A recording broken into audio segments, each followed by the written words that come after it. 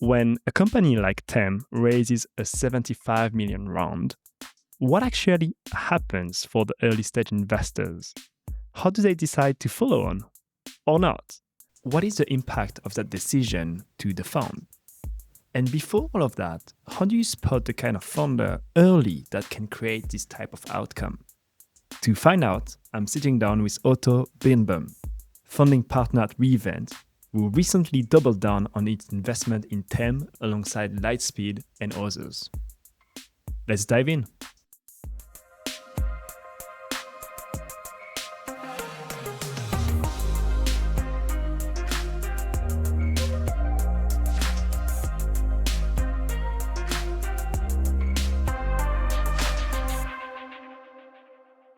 My name is Hugo Roche. I'm an early stage climate tech investor at Climate Club.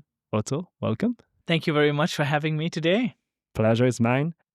I think when I look at Revent and at the portfolio that you've built so far, one of the things that stood out to me was I see Sequoia backing the companies, I see Lightspeed, some of the funds that you don't expect in climate or impact or health, they're coming to pick your companies. I'm curious, how do you find consistently great talent that is able to then sell to climate deniers or people that don't care about the impact they have? Yeah, that's a great question. And I think maybe the first topic is we don't talk about impact actually. What we talk about is creating real value to society. And we really try to calculate this and understand what companies are the value drivers, not only for our fund, but for us as a society. And they give us kind of a good indicator for financially exceptional outcomes. And I think when we originally started Revent, the thesis behind this was that there are macro trends of a climate change, of a demographic change, and of a technological change. And these three changes will keep us busy for the next decades, whether you deny it or not. This is going to happen. And that means that there is a lot of transition happening. And now you can see the glass half empty and say, oh my God, everything is like falling apart. Or you see the glass half full and basically say, no, there's a lot of opportunity to use technology and entrepreneurship amplified with capital to really kind of take that change and build it to the positive change so that we create a society that's worth living in for the next generations. And that's really the starting point. And ultimately, these companies become very valuable. And that's what then a Sequoia and a Lightspeed is then interested in capturing that value, but obviously a few steps after we invested. It's interesting because I think when I think about our role as like impact investors, I think that's exactly what you described, which is like find the companies and people that are going to build exceptional companies, exceptional outcomes financially as well. And those are going to be the companies that will change the world. Absolutely. And again, I would really refrain from this impact word because what we've seen is that this has a lot of different interpretations from different people. And there are some people that think that this comes together with lower returns or lower ambition and less performance. And that's why we just scrapped it, to be honest. And it's not that we're looking at societal value creation, and that means companies that are improving our climate and that are companies that are helping us with demographic change. There's no question about this, but we really don't like to talk about impact because we think they're just different people that have different things and different understandings from this. Yeah, that's a fair statement. Look, if we go back to my original question, which is how do we find exceptional entrepreneurs? What's your way of finding them? I mean, that's a key question. I think finding them is one topic, but the other topic is then selecting them when you meet them, right? Our job is to meet founders every day, and we are a team. But the key question is, how do you understand that a founder is exceptional or not, or should join the Revent portfolio?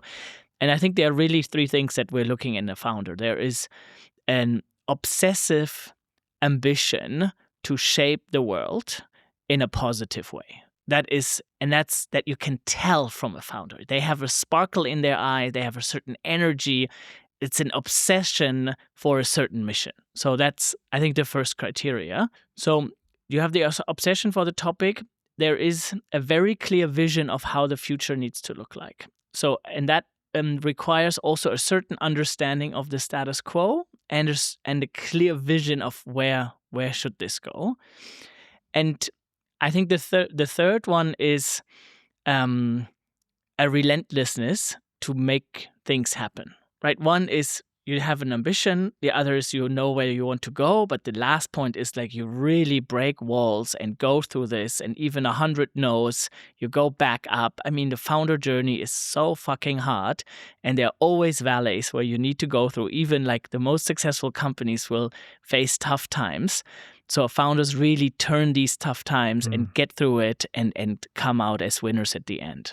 And it takes a special type of people to be able to do that. And, you know, being said no multiple times and times again, and then just going back at it because you're so convinced in your mind that this is the right idea and this is going to work. That's a very special type of people, I guess. Yeah. And then it comes back to the three characteristics, right? This obsessions, like obsessives on a mission, I would say, right? A very clear vision and then a relentless hustle and ambition level. And are there any signs of that when we look from a business perspective? In other words, does the person with the best MVP or the best, you know, platform or pitch deck, or is there some sign that you look at beyond the founder that express themselves as part of the business? For sure. But it's interesting, there can be very different signs, right? Some founders are extremely strong in painting their vision and have a very clear slide deck of how the future should look like and what they will be doing. And others are extremely good in just shipping a product and getting 100 users up within weeks and are just doing it, so to speak, and are less good in articulating it, but are actually doing it, right? So it doesn't need to be one form, but we do look, when we look at founders, for clear early proof points or indicators that their vision is something they can actually turn into a reality. Yeah, I had a founder last week showing me their MVP, and I was blown away because it looked like a final product that has been there for 10 years. And I see these are the type of people that you're like, okay, there's something happening there. Okay, let's zoom in on Tem. So mega success, or like at least the Series B was a great success, 75 million round. Lightspeed is leading the round. You invested very early. When you met with them the first time, what did you feel, and did you spotted something already as far as the ambition goes? Yeah. I think coming also back to the three criteria, it was very clear founder CEO Joe is absolutely obsessed with the idea of creating a clean energy. And it's not only Joe, it's the founding team and the whole company now that is really on one mission to create a more efficient, clean energy system. So that was clear from the get-go. The second part was he understood the energy market extremely well. He's been with LimeJump, basically a founding employee very early on that journey for years. Ultimately, this was sold to Shell. This was a success, but this was not a success on that level that he wants to build Tem. And I think that's also a very interesting characteristic. Experienced operators that have seen things work well, but have still the urge to make this work amazingly, right? And that, I think, is like LimeJump was a success. It was good, but it was not the decacorn that Joe plans to build with Tem. So I think that's a second part. And then the third is this relentless hustle. I mean, these guys are working 24/7. At some point, there was a board meeting scheduled on January 1st. So just to give you kind of the intensity at which they're working and at which they're pushing things forward. Going back to the fact that they were former successful entrepreneur, how do you analyze that? Because I sometimes have the feeling that, you know, they have the money, they don't care anymore, but also they have the experience and they have the knowledge of what it takes. How do you look at it? So I think experienced entrepreneur also come in very many different shapes and form. And just because you had a successful exit not everyone is like completely loaded. So there are some people that had Right. exits where you made like $1 million or 2 or 5 or 10. But if you're 35 and have 5 million on the bank, it's not that you retire, that you have like 5 billion and you start like a family office and an investing arm. So there is still, I would say, some appetite for also commercial success. And I think that the best profiles are people that have experience on an operational level and seen also what good looks like and had some success, but are just taking this as like a learning point to start to jump off a higher base, basically, and make this the next company really big. In the memo that I read from you, which is, by the way, available on your newsletter, you describe that you already had a thesis for this market. You already kind of knew that you wanted to invest in, cheap and clean electricity at massive scale.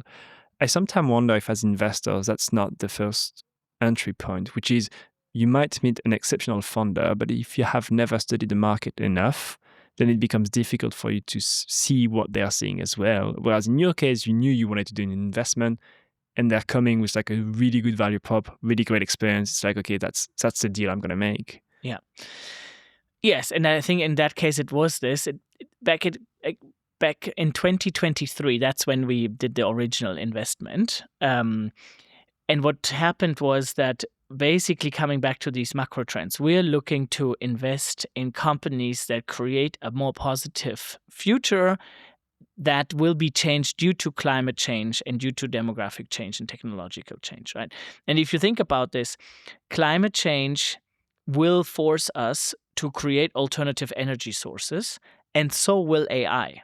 Like AI energy consumption is going to be huge, and we're already in a deficit, so to speak. So we need to move or transition from a fossil fuel-based economy to an alternative energy economy. And then also with the Ukraine war, it also showed there's a huge dependency on Russian gas. So all of this basically cries, we need alternative energy markets to function at a next level. And then the next problem is there are inefficiencies in the market. And what TEM basically does is, funny enough, they use AI to take about up to 20, up to 30% efficiencies out of the market and give that back to society. Because who are the end consumers of energy? And eventually it's consumers. Even if it's companies, eventually it's consumers. So it's really back to society, so to speak. And if you can give back up to 20 to 30%, they keep 10%, and they give the producer some and they give the consumer some, and that's a win-win-win situation. And that's also something that's very attractive for us. And when we see this, like if the producer wins, if the consumer wins, and the company wins, that's generally a good position to be in. Is that a good way to look at a market, which is like it's been a market that's been running for ages without any innovation, and then TEM comes into that market with like, okay, we're going to just do a platform for trading in electricity. It's going to be much better. Is that a good way of spotting opportunity? Basically, look at the old guys and how they do stuff, and they've never changed it. That's where I'm going to invest. Yes.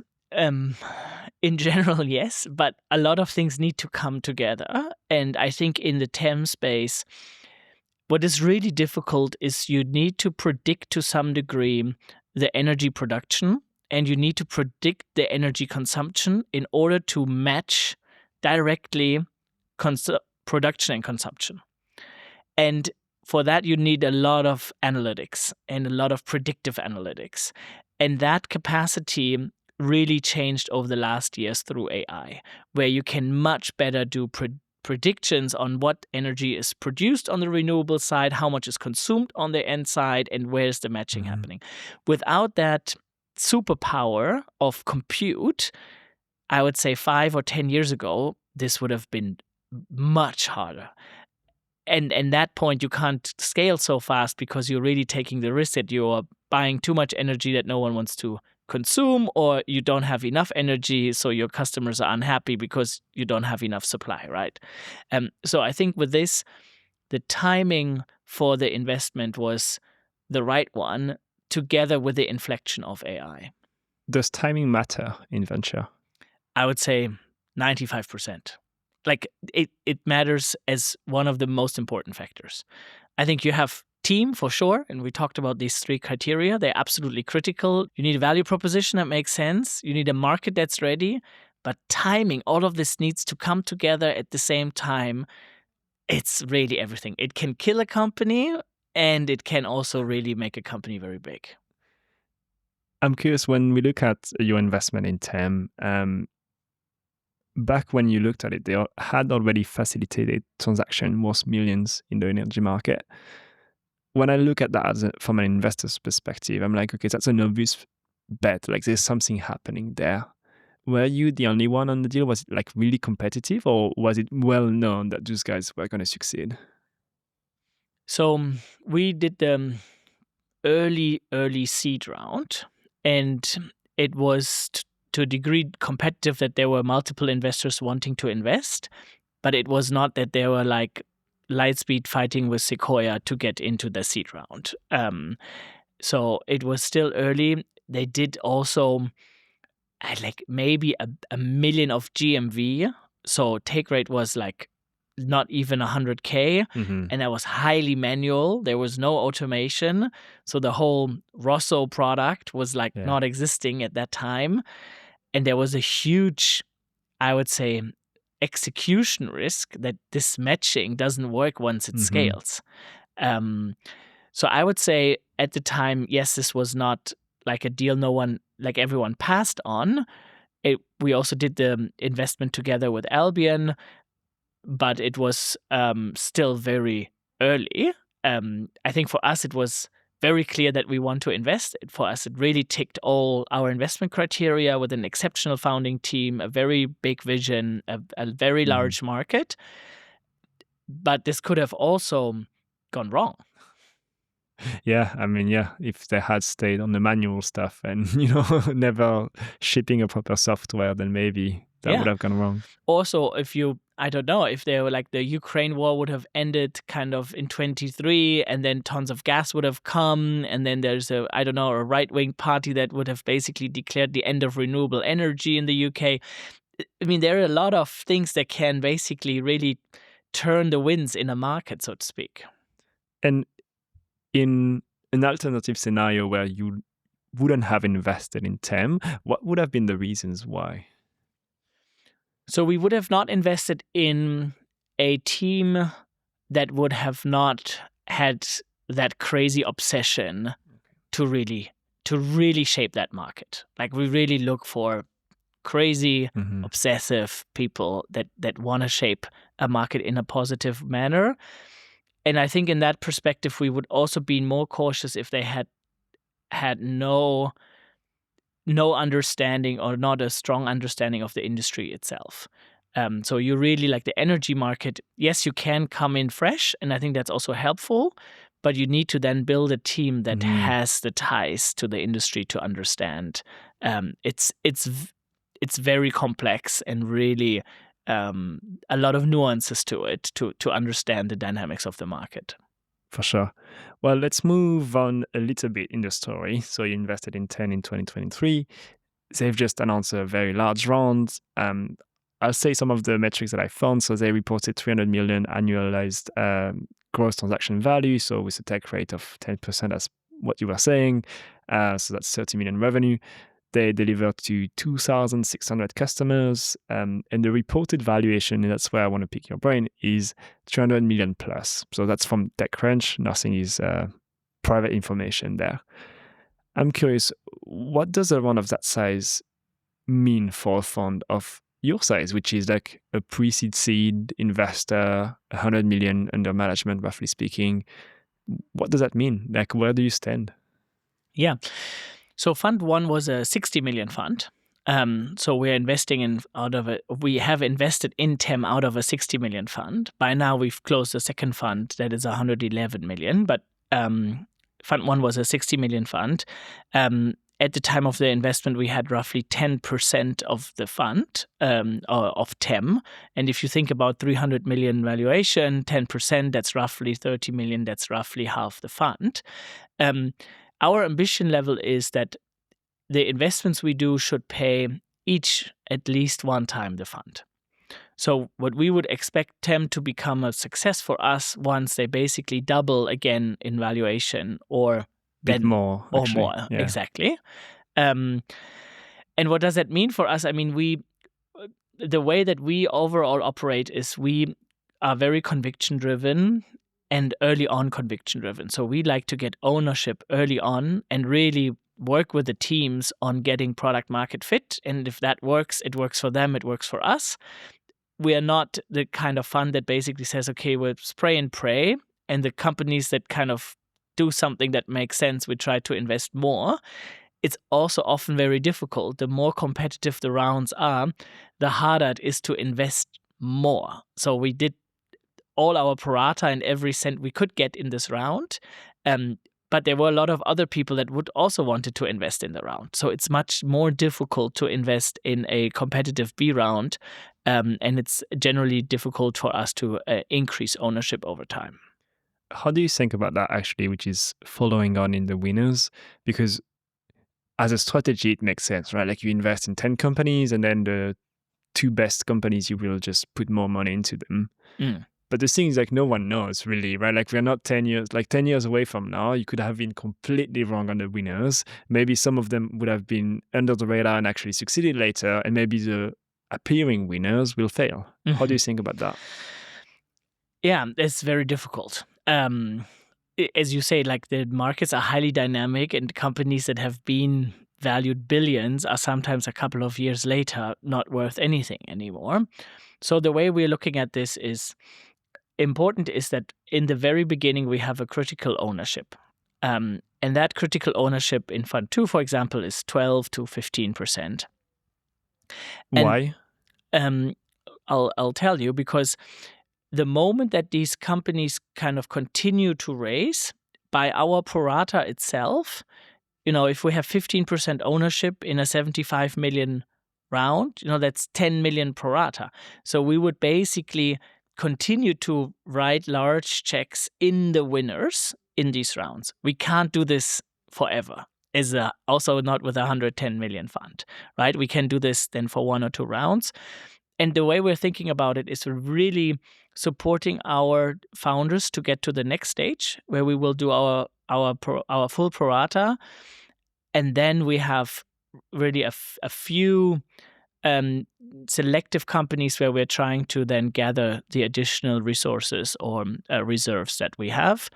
And that's often on companies that meaningfully overperform their budget, right? If you get to like 30 million revenues within less than 2 years, that's pretty strong. So that was not a difficult decision for us to say, okay, these guys are crushing it. How much could one company be as part of your fund? So what's the maximum concentration you can have? We agreed with our investors to have not more than 10% in one line concentrated.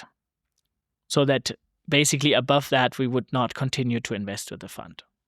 Okay, so if we think back about TEM, so that 10 million pro rata is already too much. Yes. How do you deal with that?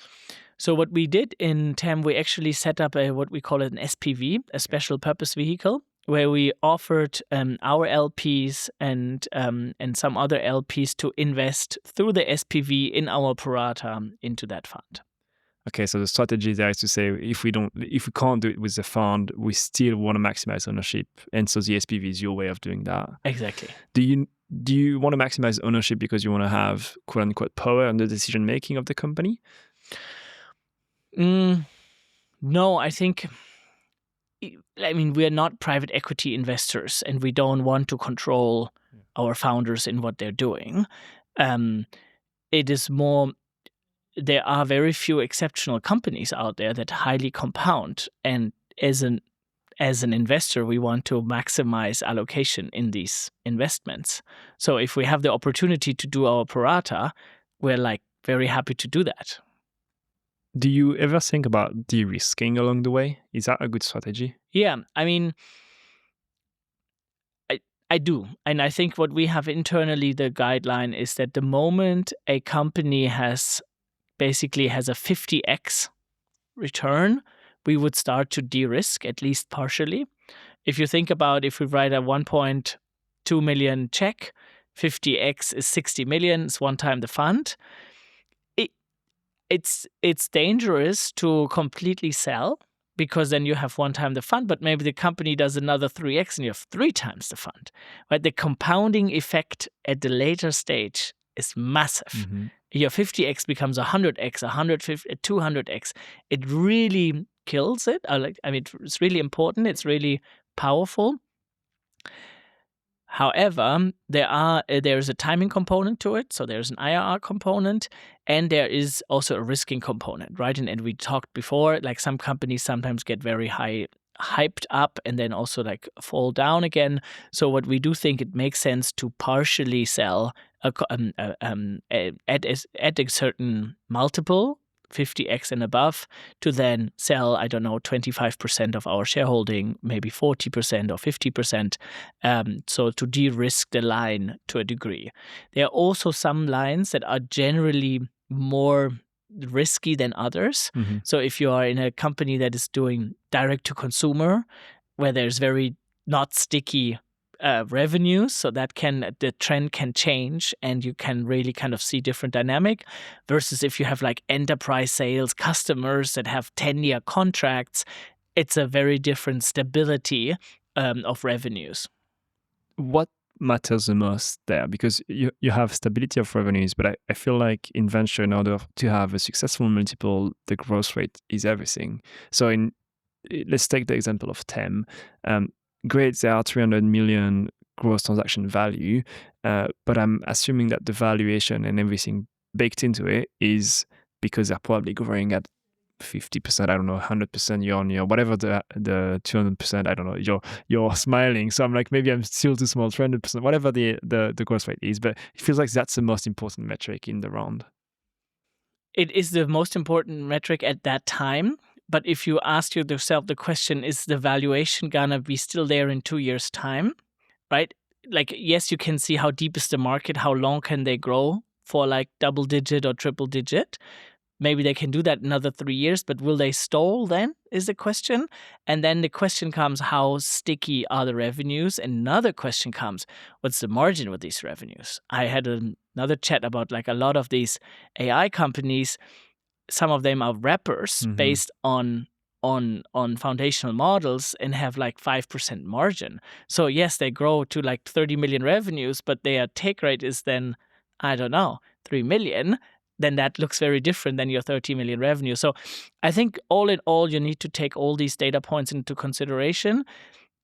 However, no one knows how the future looks like, right? Like maybe then if we would sell it, at like a $1 billion or $2 billion valuation, a part of it might be smart, but maybe it becomes a $20 billion company or a $200 billion company, and then that would be really stupid.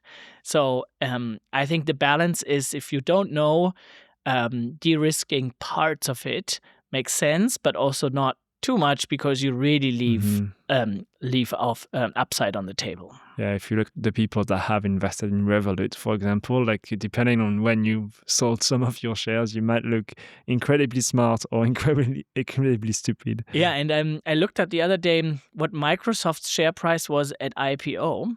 It would have made about 1,000x investing in Microsoft at IPO stage.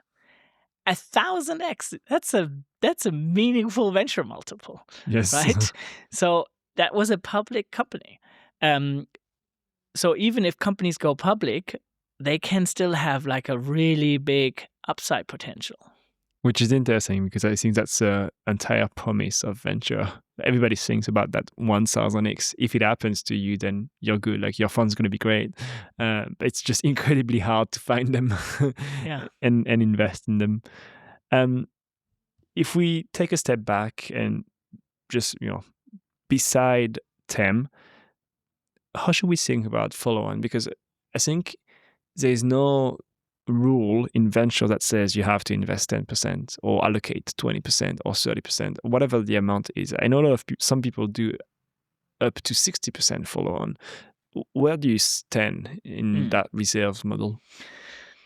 Yeah, I think every fund manager needs to come up with their own fund model, and the fund model needs to also tie with their fund strategy, right? So if you have a strategy that says gonna have like a lot of lines, and do like every time 100K checks in 100 lines. And then out of these... You're describing my fund right now. Yeah, I mean, that's a legitimate fund strategy, right? You do 100 checks in with 100K tickets, right? That's your 10 million allocation. And then you basically see like who are the winners, and then you double down on these. I think that's a very fair strategy, and there's a lot of early stage investors doing that as angel invest, also with a similar approach. Our approach is not that. We say we have a relatively concentrated portfolio. In our fund 2, we're going to have like around 35 to 40 investments in total. So that's for an early stage fund, relatively concentrated, but we really want to have meaningful ownership. So if that works, it also really can contribute back to the fund. And we want to work with our founders and help them get through these first years in the best possible manner. And with that, kind of we're holding reserves 50% of the fund to then continue supporting the portfolio. By the way, there is a really nice post from Beezer from Sapphire Ventures, also a very big LP, on like an analysis on reserve allocation and the different models. And in theory, just like purely mathematically speaking, what you want to do is you really want to understand which are your 3 outliers and maximize the capital into those. But as you said, like if you're wrong and you put in capital in the wrong ones, and then they basically don't yield anything, and you leave other opportunities on the table, it's also very difficult to know early on. Do you look at every follow-on as a new investment? Is that the way you look at it? We do, but what we say, we usually lead pre-seed rounds, and our mission is to support the founders leading a great seed round. And in order to do that, we also pay our charge, and if we have an external lead pricing the round, we will do our pro rata in that next seed round. So from that perspective, kind of we're less critical as if we're looking at completely at a new company. From then onwards, like kind of graduating one line, then we really look at it, would we do this now as if we have them in the portfolio or not. Okay. You talked about very briefly how angels look at their portfolio. As a pre-seed investor, what's your relationship with angel investors? Very good. I mean, I would imagine, but how do you work with them? So the way that we see angel investors is they often have a superpower, at least one, right? They're an angel. They should have like, either they can fly, or they have like certain industry expertise, or they have operational backgrounds. So when we invest at pre-seed stage, we actually very actively construct a cap table where we actively bring on angels with superpowers that we think that company can use in the next 2 years. And that can be around go-to-market expertise. It can be about building with AI, about tech expertise, or in access to a different market. If we know a company wants to go from France to the UK, it would be helpful to have a couple of UK angels who can open doors in the UK. So we have to talk about this podcast then a little more. Okay. Well, look, I mean, one last section for today that I wanted to explore with you. So as I said, I'm learning the craft of venture. I'm very early in my VC journey, if you will. What should I look for in 2026? What are the sectors that excite you? What are the sectors? I think there are 2 ways to look at it. One is, what are the sectors that everyone will tell you on your podcast? So robotics gonna be hot, defense gonna be hot. But I don't care about those, because if everybody wants them, like the valuation is gonna be crazy, and so that's not gonna help me. Yes and no. I think the valuations will not help you, but I think also there are a few exceptional companies that will have exceptional outcome, and then they also need a lot of capital to get there. So I think being on trend can also be very financially rewarding. But as you said, it's also very interesting to look left when everyone looks right. But you better be right, right? So if you do something that everyone else is not doing, you need to have a reason or an information or a belief that really allows you to do that, and not that you are like scared of competition, basically. But to answer your question, I mean, what's 2026 happening? I think 2026 is absolutely in the power of AI. AI continues to compound and show what's possible in different areas. And that's obviously coding. There will be an AI security topics that will come up. And I think that will become bigger than we think today. And I think we really need to get to this. So anyone's listening, building an AI security, please ping me. But it will also go to other areas, like robotic space will continue to go into, and I think that will be also quite important. And I still think that there are energy topics that will be absolutely crucial. We talked about it earlier on. In order for AI to work, you need energy. In order for the planet to sustain, you need alternative energy. So the transition to a renewable energy infrastructure will be absolutely key. And I think there will be more TEM companies of the world that are enabling that transition. And that will be very interesting investments. And yeah, I mean, we're also investing outside climate. So we do investments in health and a few other areas. So I think they will also see inflection points basically by the use of data to personalized medicine will be very interesting. And if we look left, because I feel like you're looking right now, like everybody. Yes. If we look left. What are the non-obvious? Yes. So I think no one talks about climate goals anymore. Like all these science-based targets have disappeared from any public conversation. Yes. But I did have a conversation like a few days ago with one of our corporate investors, and they still have their science-based targets. And all of Asia has science-based targets. And yes, funny enough, the US scrapped them, but China is pretty advanced on them. And if you think about like where are robots manufactured, where are textiles manufactured, like China is basically a huge manufacturing home for the Western world. So I would remain long. You need to remain long. Like this is not a short-term trend, but I think these science-based targets remain. And that means that you need also the data to measure what is the carbon footprint. You need to understand how do you offset this. That will still be there in the right combination. Again, it's going to be fucking hard to fundraise with these topics. It's nothing investors want to hear at the moment about. But if you have a model that actually solves problems for corporates that have science-based targets and that keep these, and then you can charge them cash and you can turn into a cash flow positive business model, I think you can build very valuable companies.